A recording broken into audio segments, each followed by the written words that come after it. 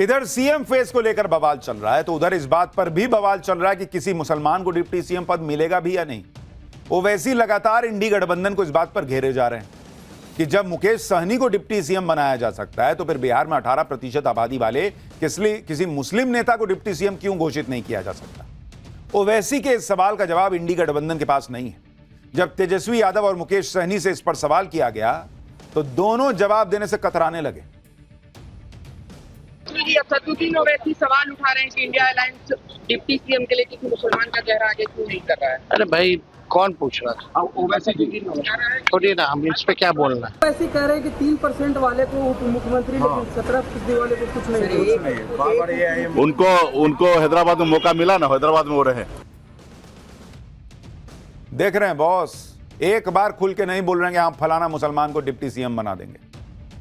इंडी गठबंधन मुस्लिम deputy CM को लेकर घिर गया तो इस बात पर भी इंडी गठबंधन फंसा है कि बिहार चुनाव में जो बड़े बड़े वादे कर दिए हैं उनका पैसा कहां से आएगा। तेजस्वी यादव ने कहा कि 5 साल नहीं, सिर्फ 20 महीने दीजिए, 20 दिन में हर परिवार को सरकारी नौकरी वाला कानून बना देंगे। आज भी तेजस्वी यादव ने यही बात कही। तेजस्वी यादव को सुनिए, फिर आपको बताएंगे ऐसे वादों पर तेजस्वी से प्रशांत किशोर ने ऐसा क्या पूछ लिया कि सन्नाटा छा गया। आपसे हम वादा करके जा रहे हैं, प्रण है, और इस प्रण को प्राण निछावर करके भी पूरा करना पड़े तो तेजस्वी करेगा। जिस घर में सरकारी नौकरी नहीं उस घर में सरकारी नौकरी तेजस्वी देगा। एक मौका तेजस्वी को दीजिए, अगले छठ तक किसी को बाहर जाने की जरूरत नहीं पड़ेगी, सब बिहार में रहेंगे। हम लोग बिहारी हैं, कोई बाहरी नहीं आएगा बिहार को चलाने। बिहार का लाली बिहार को चलाएगा। लेकिन इस तरह की बातों और इस तरह के बड़े बड़े वादों पर प्रशांत किशोर ने तेजस्वी से कुछ ऐसा पूछ लिया कि इंडी गठबंधन को जवाब देते नहीं बनेगा। सुनिए प्रशांत किशोर। घोषणा पे घोषणा कर रहे हैं, बड़ा किनारा खोल दिया है। घोषणा पे घोषणा करना ही दिखाता है कि कितना घबराहट में है। कल तेजस्वी यादव ने अपने घोषणा पत्र में जो बात कहा है कि बिहार में हर परिवार से एक आदमी को नौकरी दे देंगे, तो साथ में ये भी लिख के दे देंगे। बोले 20 महीना में दे देंगे, तो ये भी लिख के दे देंगे 20 महीना में अगर नहीं दे पाए तो बिना मांगे इस्तीफा दे देंगे। बिना मांगे इस्तीफा दे दो भाई। ये सवाल तो अब बिहार की पब्लिक भी पूछ रही है कि इतने बड़े बड़े वादे कर दिए हैं, लेकिन ये क्यों नहीं बता रहे हैं कि वादों को पूरा करने के लिए पैसा कहां से आएगा। वादे तो ऐसे ऐसे हो गए कि बिहार का बजट भी उतना नहीं है, फिर भी नेता वोट के लिए कुछ भी कहे जा रहे हैं। लेकिन जब ये नेता ग्राउंड पर जा रहे हैं तो वोट मांगने के लिए जनता के बीच जा रहे हैं तो जनता पकड़ के सवाल पूछ ले रही है। यानी पब्लिक धज्जियां उड़ा दे रही है इनकी, कहां से नौकरी दीजिएगा, कहां से पैसा दीजिएगा, बताइए।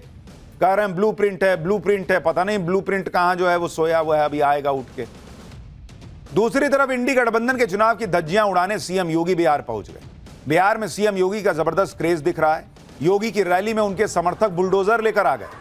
बिहार में आज योगी आदित्यनाथ ने 3 पब्लिक मीटिंग की, लेकिन फोकस सिवान के रघुनाथपुर की रैली पर रहा। असल में रघुनाथपुर की सीट जंगल राज बनाम कानून राज की जंग का मैदान बन गई। लालू तेजस्वी ने यहां से बाहुबली रहे शाहबुद्दीन के बेटे ओसामा को मैदान में उतार दिया है। अब रघुनाथपुर में जब योगी आदित्यनाथ पहुंचे तो इंडी के बाहुबलियों की धज्जियां उड़ाना शुरू कर दिया। सिवान में जाकर योगी ने कैसे माहौल बना दिया, सुनिए एक बार।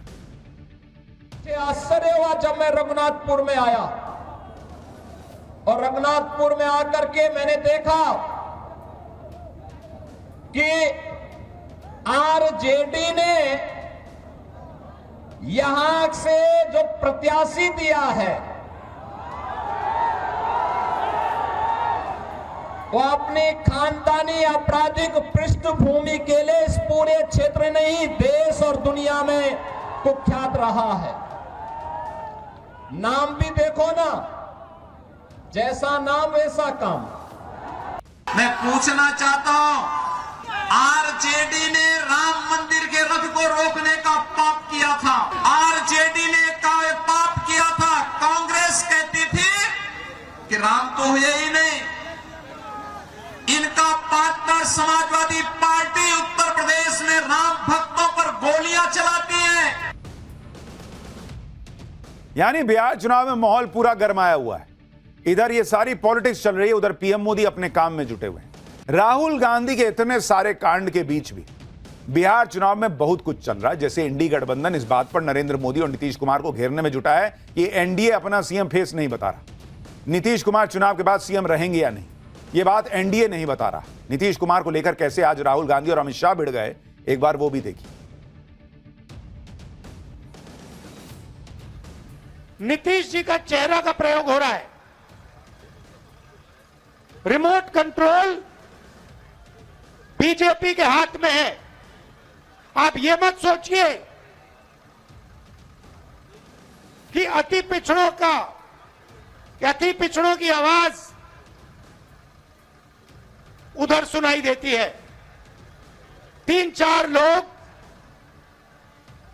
कंट्रोल करते हैं, बीजेपी कंट्रोल करती है, उनके हाथ में रिमोट कंट्रोलर है और उनको सामाजिक न्याय से कोई लेना देना नहीं है। मैं आज दोनों को कहकर जाता हूं, बिहार में ना सीएम का पद खाली है, ना दिल्ली में पीएम का पद खाली है। बिहार में नीतीश कुमार जी सीएम बनकर बैठे हैं और लालू जी, सोनिया जी दिल्ली में नरेंद्र मोदी जी प्रधानमंत्री बनकर बैठे हैं। आपका नंबर नहीं लगना है। राहुल गांधी अपनी पॉलिटिक्स में यह तक भूल जाते हैं कि वो देश के प्रधानमंत्री के लिए बोल रहे हैं। कह रहे हैं मोदी नाचने लग जाएंगे। राहुल गांधी ने पहला कांड तो यही कर दिया कि नरेंद्र मोदी पर पर्सनल अटैक शुरू कर दिया। भूल गए कि अभी जो पिछला पर्सनल अटैक था नरेंद्र मोदी पर, जिसमें उनकी मां को गाली दे दी गई थी, मंच से मां की गाली दे दी गई थी, वो बिहार की पब्लिक भूली नहीं है। और पहले ही दिन पहुंचते ही राहुल गांधी ने यह कांड कर दिया। नरेंद्र मोदी पर ऐसे पर्सनल अटैक इंडी गठबंधन को बहुत भारी पड़ते रहे और यह फिर से हो सकता है, क्योंकि आप याद कीजिए कि बिहार में ही इंडी गठबंधन के मन से नरेंद्र मोदी को मां की गाली दी गई, तो कैसे बिहार में बवाल मच गया था। अब प्रधानमंत्री के लिए जिस तरह से राहुल गांधी ने वोट के लिए नाचने वाला बोला है, वो भी कांग्रेस और इंडी गठबंधन का अपना ही नुकसान करवाने वाला बयान है। और जहां तक नाचने वाली बात है या राजनीति के लिए कुछ भी करने वाली बात है, तो कोई राहुल गांधी से भी पूछ सकता है कि आप भी तो बहुत बार नाचे हैं, तब आप क्या कर रहे थे जब ये सब नाच रहे थे। राहुल गांधी के कई सारे ऐसे पुराने वीडियो लोग निकाल कर दिखा रहे हैं जिसमें वो सच में नाचते हुए दिख रहे हैं। नरेंद्र मोदी तो नहीं नाचे, लेकिन ये तो नाचते हुए दिख रहे हैं। पब्लिक कह रही है कि ये सब ड्रामा किए थे वोट के लिए, क्या कि जो नाचे थे। लोग तो इसे भी ड्रामा कह सकते हैं कि राहुल गांधी कभी कुली बन जाते हैं, कभी बाइक मैकेनिक बन जाते हैं। ये देखिए, बक्सा उठा के कूली बने हुए लाल जैकेट पहन के, ये किसके लिए कर रहे थे। कभी बाइक मैकेनिक बन गए, कभी जाके केरल में मछुआरों के साथ पानी में कूद गए। इकोसिस्टम बाप रे बाप, 6 पैक राहुल गांधी का है, इसी में एकदम गदगद हो गया। आप नाचिए, आप पानी में कूद जाइए, आप कूली बन जाइए, आप मैकेनिक बन जाइए, आप जो है जन सेवा कर रहे हैं। दूसरे को कह रहे हैं कि नाच देगा जो बोलोगे सो। नेता तो पब्लिक के लिए जो हो सकता है वो करते ही हैं। इसमें ड्रामे वाली बात क्या है। लेकिन राहुल गांधी के भाषण पता नहीं कौन लिख के देता है। एक तो नरेंद्र मोदी पर पर्सनल अटैक करके कांड कर रहे हैं, दूसरी तरफ मुद्दे ऐसे उठा रहे हैं जिनका बिहार चुनाव से कोई लेना देना नहीं। जैसे आप देखिए कि यमुना की सफाई का मुद्दा तो दिल्ली का है, राहुल गांधी से बिहार चुनाव में उठाने लगे।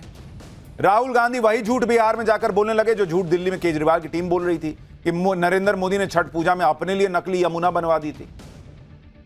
राहुल गांधी ने कह दिया कि छठ पूजा पर नरेंद्र मोदी को ड्रामा करना था, इसलिए अलग से साफ पानी लाया गया। राहुल गांधी ने क्या कहा सुनिए एक बार, फिर आपको बताऊंगा यमुना और छठ पूजा की बात पर राहुल गांधी ने क्या कांड कर दिया। अगर मोदी जी को ड्रामा करना है, छठ पूजा का ड्रामा करना है, तो पानी आ जाएगा, वीडियो कैमरा आ जाएंगे, साफ पानी, और उसी के 10 गज दूर हिंदुस्तान की सच्चाई। एक तरफ नाटक, अंबानी अदानी का हिंदुस्तान, नरेंद्र मोदी का ड्रामा, और दूसरी तरफ हिंदुस्तान की सच्चाई, गंदा पानी, बीमारी। टीवी पे आया, टीवी पे वो पाइप दिख गया कि भैया नरेंद्र मोदी जी नहाने आएंगे, बाकी हिंदुस्तान गंदे पानी में नहाएगा। नरेंद्र मोदी जी के लिए साफ पानी आएगा पाइप में, तालाब बनाया जाएगा, मोदी जी ड्रामा करेंगे। ये पूरे हिंदुस्तान ने देखा है, पूरे हिंदुस्तान ने देखा। और जैसे लोगों को वो पाइप दिख गया, नरेंद्र मोदी कहते मैं तो नहीं जाऊंगा। राहुल गांधी बिहार में खड़े थे, छठ पूजा की बात कर रहे थे। उनको यह भी नहीं पता कि छठ पूजा में लोग नहाने नहीं जाते हैं, वहां खड़े होकर अर्घ देते हैं। अर्घ कह रहे हैं मोदी नहाने आने वाले थे, पाइप दिख गया तो मोदी नहीं आए। क्यों? क्योंकि पब्लिक पूछ रही है कि भाई मोदी तो आए नहीं, आप तो झूठे बोले। पहले केजरीवाल की टीम से पूछ रही थी, अब वही नैरेटिव ये उठा के ले आए, क्योंकि इनको आग लगी है कि भाई बिहारी और उत्तर पूर्वांचली लोग तो देख रहे हैं कि दिल्ली में नरेंद्र मोदी ने वो करके दिखा दिया, इतना साफ पानी में छठ हो गया जो केजरीवाल 11 साल में नहीं कर पाए।